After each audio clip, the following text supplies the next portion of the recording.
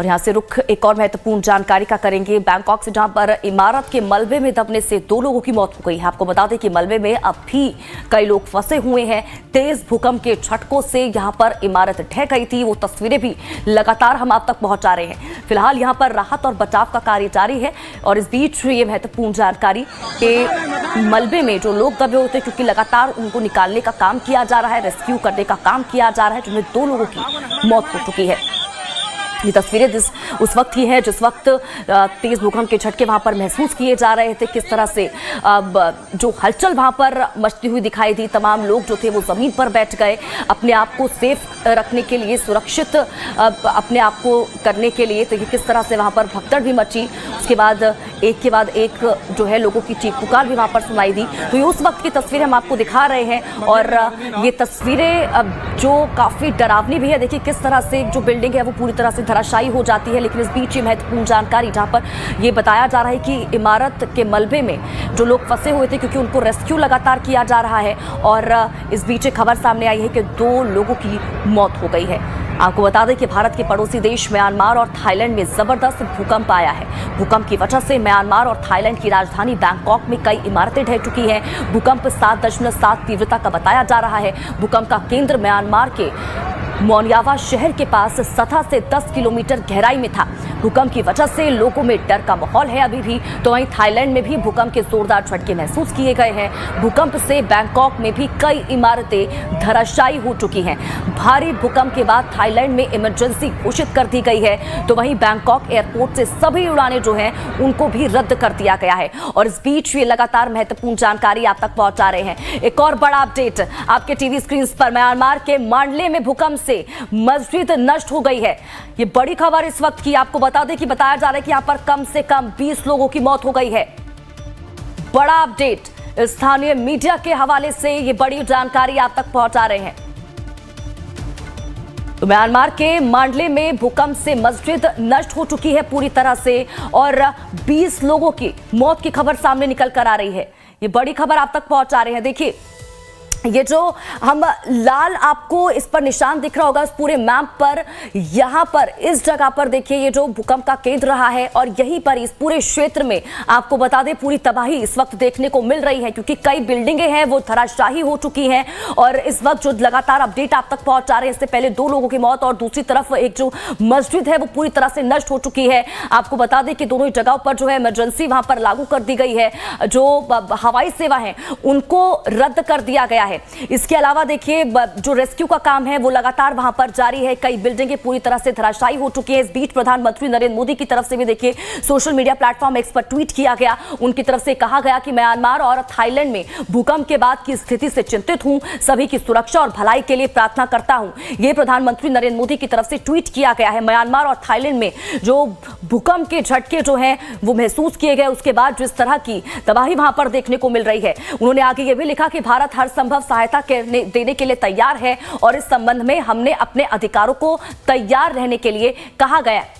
इसके साथ ही विदेश मंत्रालय से म्यांमार और थाईलैंड की सरकारों के साथ संपर्क में रहने को भी कहा गया है। ये ट्वीट प्रधानमंत्री नरेंद्र मोदी की तरफ से किया गया है। लेकिन इस बीच 2 तस्वीरें देखिए आपको लगातार दिखा रहे हैं कि किस तरह से पहला वीडियो में देखिए किस तरह से जो जब भूकंप वहां पर आया, जो पूरी बिल्डिंग है वो पूरी तरह से धराशायी होती हुई नजर आ रही है। ये पहली वीडियो की तस्वीरें जो हम आपको दिखा रहे हैं, किस तरह से लोग वहां पर भागते हुए भी नजर आए। उसके बाद दूसरी वीडियो देखिए, वहां पर भी कुछ इसी तरह का नजारा देखने को मिला। और उसके बाद मलबे के ढेर में कई जगह वहां पर तब्दील हो गई है। बैंकॉक में 30 मंजिला इमारत ढही है और इस बीच क्योंकि लोगों को लगातार निकालने का वहां पर काम किया जा रहा है और 2 लोगों की मौत हो चुकी है। दूसरी तरफ एक जो मस्जिद है पूरी तरह से नष्ट हो चुकी है। म्यांमार से थाईलैंड तक पूरी धरती जो है हिल गई, क्योंकि 7.7 भूकंप की तीव्रता यहां पर रही है और इस वजह से भारी तबाही का मंजर यहां पर देखने को मिला है। लोग डरे हुए हैं, सहमे हुए हैं उस मंजर से जो उन्होंने अपनी आंखों से देखा है।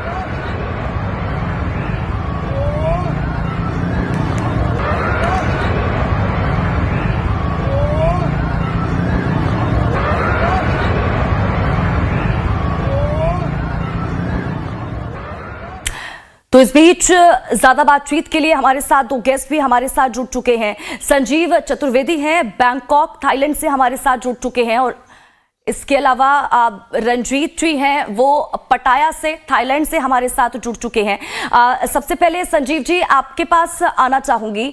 संजीव जी, तस्वीरें हम देख रहे हैं जो बैंकॉक से सामने निकल कर आ रही हैं, और तस्वीरें डराती भी हैं और भयावह तस्वीरें जो हम देख रहे हैं, किस तरह से लोग भागते हुए नजर आ रहे हैं, किस तरह से जो बिल्डिंग है वो एक तरह से धराशायी हो जाती है। अभी अगर वहां की स्थिति की बात करें तो क्या कुछ वहां पर नजर आ रहा है, क्योंकि बताया जा रहा है रेस्क्यू ऑपरेशन तो शुरू हो चुका है वहां पर।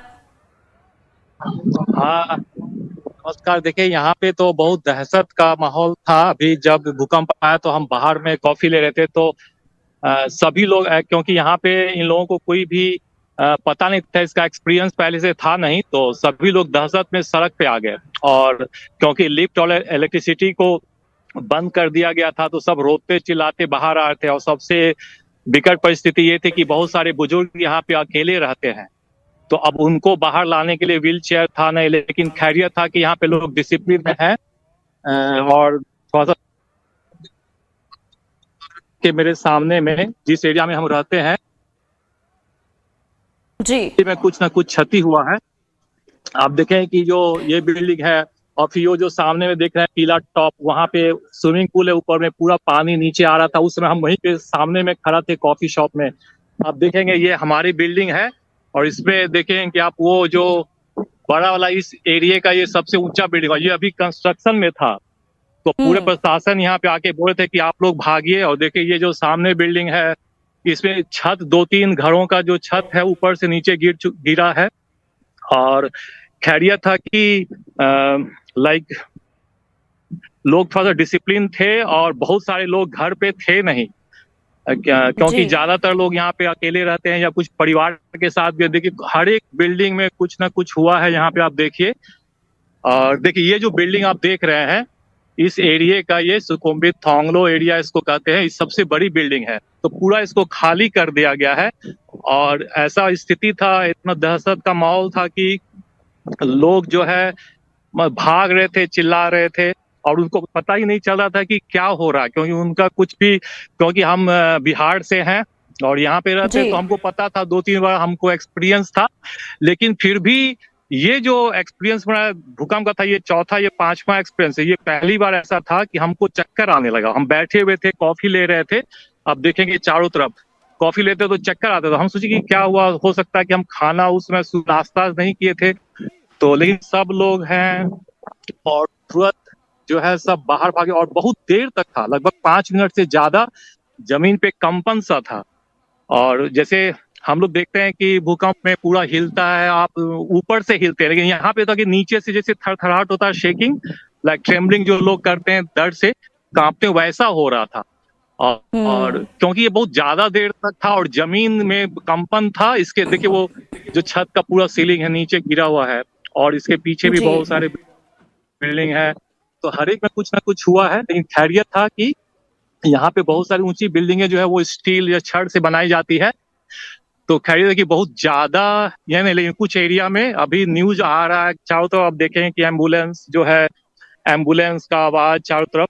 और अभी 2 घंटे तक लोगों को बोला गया कि आप बाहर ही रहे, फिर से आफ्टर शॉक आ सकता है। तो अभी तो थोड़ा सा शांत हुआ है, लेकिन अब धीरे धीरे पता चल रहा है कहाँ पे ज्यादा नुकसान हुआ है। तो हम तो यही चाहते हैं कि लोग थोड़ा सा धैर्य रखें, क्योंकि यहाँ पे पहला ऐसा एक्सपीरियंस है लोगों का।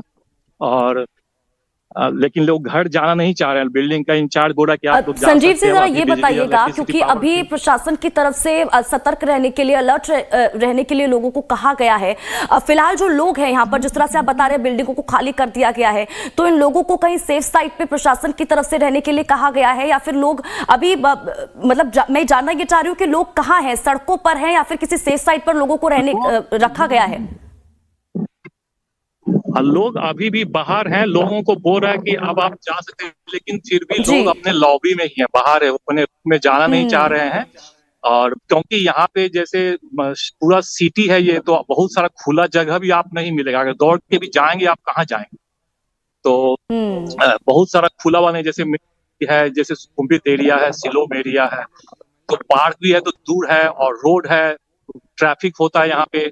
तो लोग कोशिश कर रहे हैं कि ट्रैफिक के बगल में जो फुटपाथ है वहीं पे है।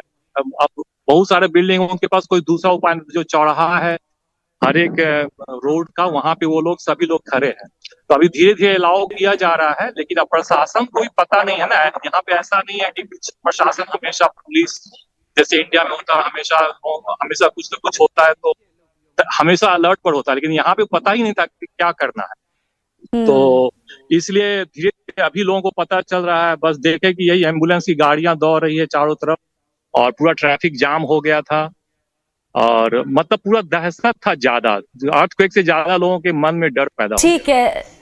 ठीक है संजीव जी, आप बने रहिए हमारे साथ, लौटूंगी आपके पास कुछ ही देर में। रंजीत जी भी लगातार हमारे साथ बने हुए हैं, पटाया थाईलैंड से हमारे साथ जुड़े हुए हैं। रंजीत जी, वहां किस तरह की अभी हालात बने हुए हैं, स्थिति बनी हुई है? क्योंकि बताया जा रहा है रेस्क्यू ऑपरेशन तो शुरू कर दिया गया है, लेकिन अभी फिलहाल ग्राउंड जीरो पर क्या स्थिति वहां पर? नमस्कार। पटाया चूंकि बैंकॉक से 150 किलोमीटर है, तो पटाया में तो स्थिति सामान्य है। यहाँ पे अर्थक्वेक का कोई भी असर नहीं है। थोड़ा बहुत था तो लोगों ने उसको महसूस नहीं किया और यहाँ पे कोई अफरा तफरी के माहौल नहीं है। यहाँ लोग सामान्य जीवन जी रहे हैं, सारे दिनचर्या नॉर्मल है। लेकिन बैंकॉक में स्थिति बड़े ही भयावह है। जैसा कि अभी आपके जो पैनलिस्ट थे संजीव जी ने बताया, वहाँ लोग अभी भी डरे हुए हैं कि आफ्टर शॉक ना आ जाए। हालांकि अलर्ट भी जारी किया गया है सरकार की तरफ से कि आफ्टर शॉक आ सकता है। तो इसको देखते हुए लोगों में अभी भी डर बनी हुई है। और चूंकि बैंकॉक में हाई राइज बिल्डिंग ज़्यादा हैं, तो लोगों को और कहीं जाने का कोई रास्ता भी नहीं सूझ रहा है। तो रोडों पे खड़े हैं, जो फुटपाथ अभी इन्होंने बताया वहाँ पे खड़े हैं, क्योंकि वहाँ पे बैंकॉक बड़ा ही संकीर्ण जगह है, वहाँ पे काफ़ी बिल्डिंग्स हैं।